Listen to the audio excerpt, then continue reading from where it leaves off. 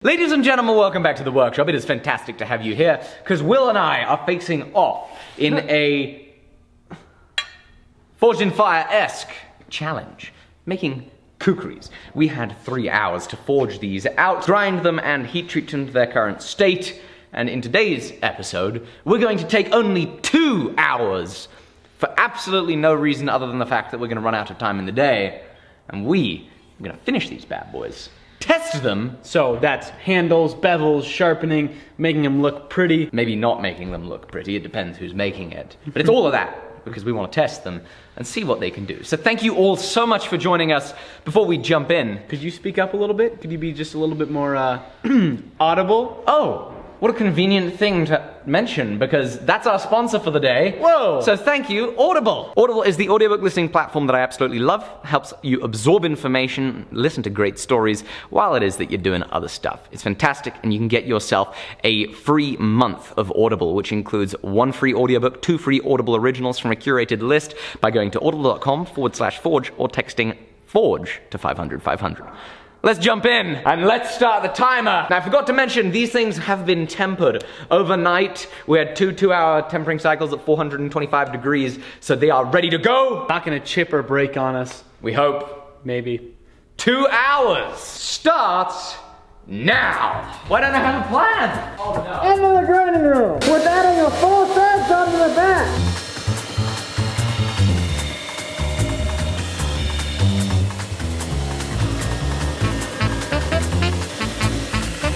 So over here, what I've done is I've center punched a little mark on this piece, and we are going to be drilling a 3/8 of an inch hole so that we can insert a little piece of 3/8 bronze. It's a super handy way of meaning that when we finally drill the whole way through our handle material for this integral hidden tang knife, we don't have to drill through steel, we just have to drill through bronze. So we're gonna rivet in a bronze piece.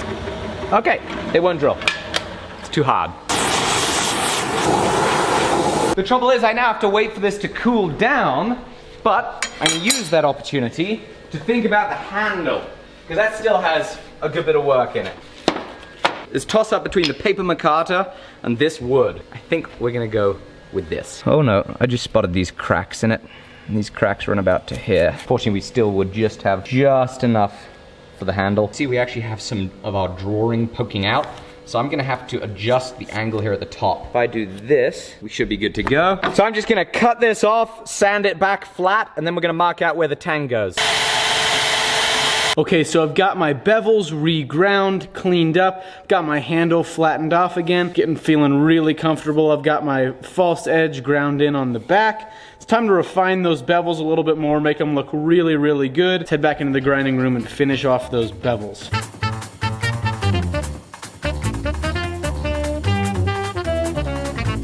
I've got my marks scribed onto the block. I'm now gonna drill my holes for the hidden tang.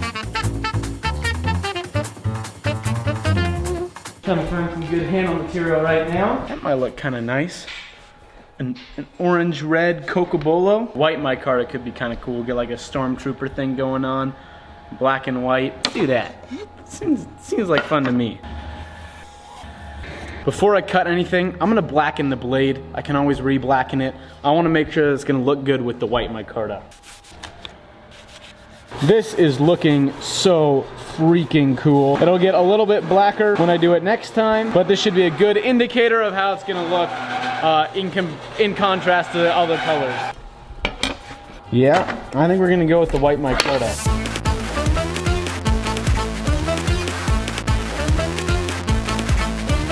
So back with me, that tang cooled off enough that now, oh no, it's still pretty hard. Oh no, it's cutting! It's cutting! So we definitely softened it, and we'll be back on track. An hour and a half left. A half hour has already gone. Woo! I got a hole in it at last. Time to put some bronze in.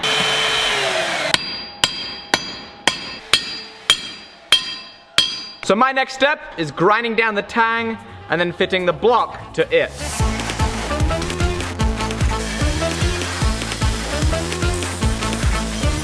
I need to put a file guide on this. That way, I'm gonna be able to work down these inside shoulders of the integral bolster nice and evenly.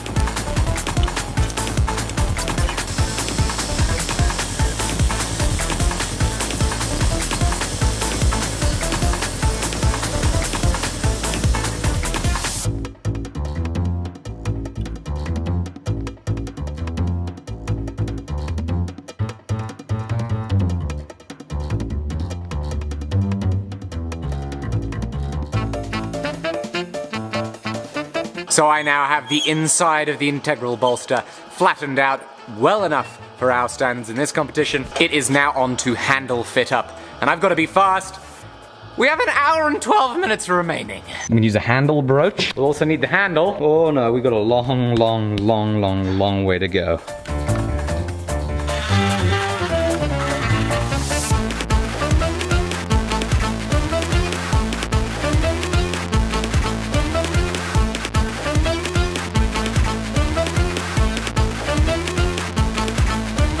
Oh boy.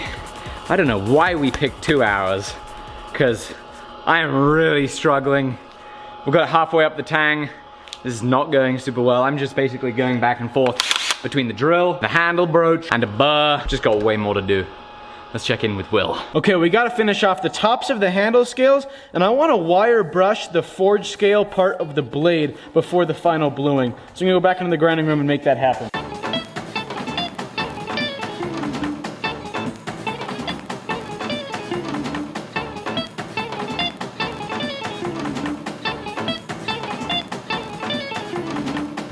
I need to carve out a fuller inside this handle here so that the epoxy has something to grab onto.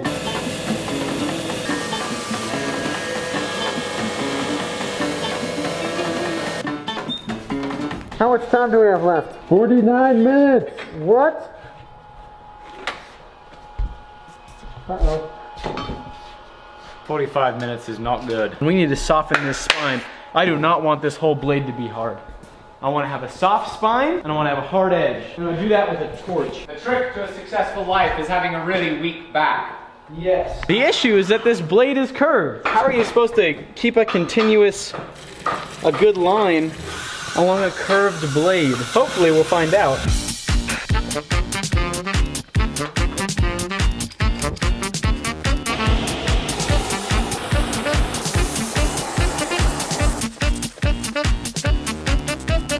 So while that blade cools down, I'm gonna do a little bit of prep work on the handle scales, get them ready. I'm gonna rivet these on, but I can't really do a whole lot of contouring on them when they're off of the knife because I don't know how it's gonna feel. So I'm stuck right now while this cools down. I'm gonna speed that process up a little bit with a wet rag, so let's do that. I have my handle block fitting on. It is twisted to the blade, however. So the first thing that I'm gonna do is I'm gonna grind this square to the blade before we drill a hole the whole way through, glue it, pin it, and shape the handle.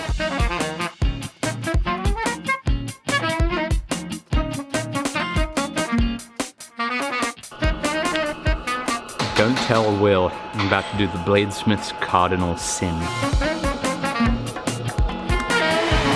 34 minutes. 34 minutes? Spoiler alert, ladies and gentlemen. I know who won, and it wasn't this guy. Putting leather in is considered a cardinal sin because what I'm essentially doing is getting myself a spacer that has some give, so it'll hopefully fill up the gaps that I have because I don't have a perfect fit up. So it's not the best thing. It's a corner cutting. But hey, as they say, the famous expression, when there's 33.5 minutes remaining, there was no expression.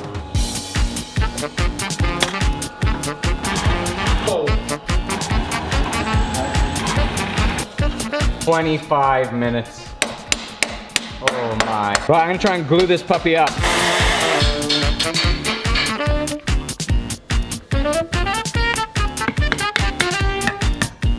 Ooh, okie dokie. What I've just done is cardinal sin of the day number 2. Glued up the handle with super glue. But that's okay, because it's actually gonna teach me something. Super glue is incredibly strong. I have no idea if it's gonna work in this application. We just tried to use it in the place of epoxy. But we have a pin in there, which means that holding on to that, I just super glued myself to that blade, and that was painful. Which means that holding on to the handle, we're at least not gonna throw the blade when we chop at something. It just might start rattling. That's the worry. And with 20 minutes left, I really don't have a whole lot of other options other than trying to make do the improper way. I tape up the handle so I don't glue myself to it, and I'm gonna get the edge sorted.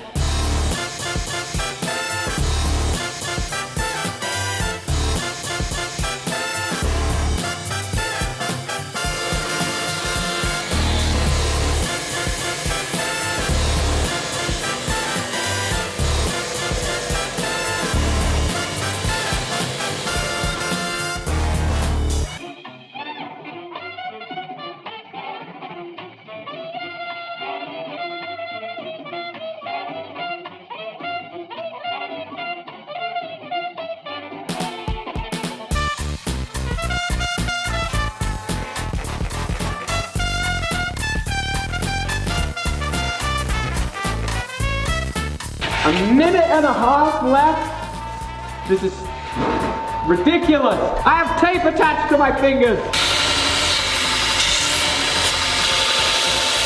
That'll have to do. What's the time? 30 seconds. 30 seconds. 10 seconds. 10 seconds. 3, 2, 1, time. I could have used about 20 more parts. But I just saw something really bad. But that was one crazy 2 hours. Awesome. Dude, I can't believe you pulled off an integral. Dude, in that time. this handle, this whole thing is beautiful. Thank you. How did you do this? I don't know. This thing is gorgeous. Thank you.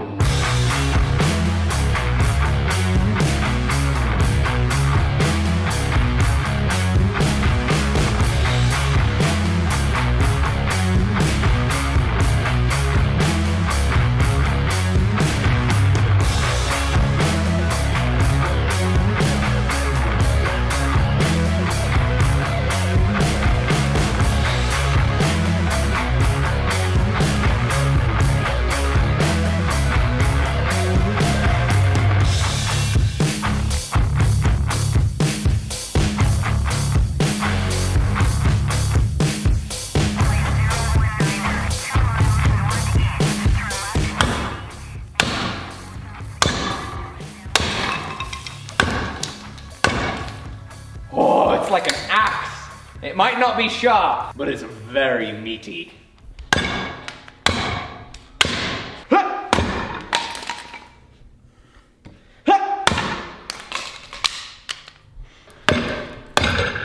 Jolly good. I think we found the winner. Congratulations, Will. KUKRI high five. Real high five. Great job. Thank you very much. That was an absolute blast. That was so much fun. I mean, that was a great 5 hours, you know, and I have to say, very just that you won, because this is a gorgeous, gorgeous piece. That white micarta is gonna pick up dirt, and already has been picking up dirt, like nobody's business. But it is beautiful. It's just a patina, I mean. So well done, Will. Thank you very much. Congrats.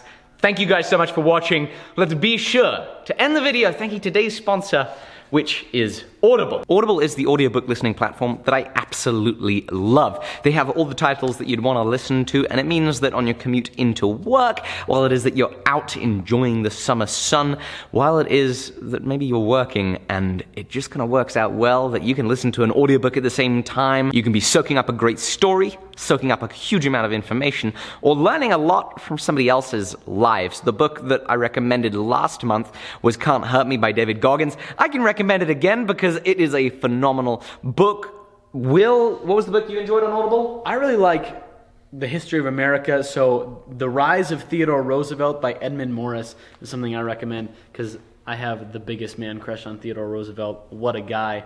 Very cool to learn about his life. The great thing is that you can get started listening to either one of those books for free.